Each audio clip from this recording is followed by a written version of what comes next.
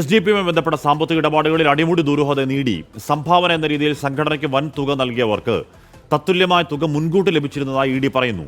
ഹവാല ഇടപാടുകളിലൂടെ എത്തിയ കള്ളപ്പണം ഈ രീതിയിൽ വെളുപ്പിച്ചെന്നും ED വ്യക്തമാക്കുകയാണ്. അച്യുതൻ വിവരങ്ങളുമായി ചേരുന്നുണ്ട്. അച്യുതൻ, എന്താണ് EDയുടെ ആരോപണങ്ങൾ അല്ലെങ്കിൽ EDയുടെ സംശയങ്ങൾ?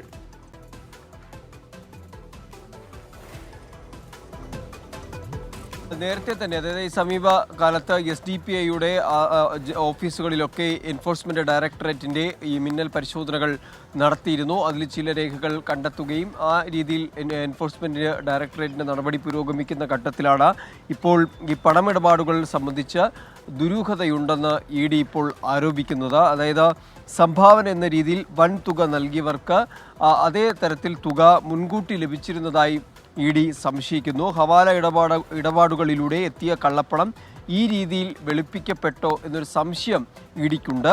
SDPയിൽ നിന്ന് പണം ലഭിച്ചവരെ കേന്ദ്രീകരിച്ചും അന്വേഷണം നടക്കുന്നതായാണ് ഇപ്പോൾ ED അറിയിച്ചിരിക്കുന്നത്. അതായത് ഈ SDPയിലേക്ക് വന്ന പണം, അതിൻ്റെ സ്രോതസ് അടക്കമുള്ള കാര്യങ്ങളിലേക്ക് കൂടി അന്വേഷണം EDയുടെ ഭാഗത്തു നിന്ന് കടക്കുന്നു എന്നതിൻ്റെ ഒരു സൂചനയാണ് ഇപ്പോൾ ലഭിക്കുന്നത്.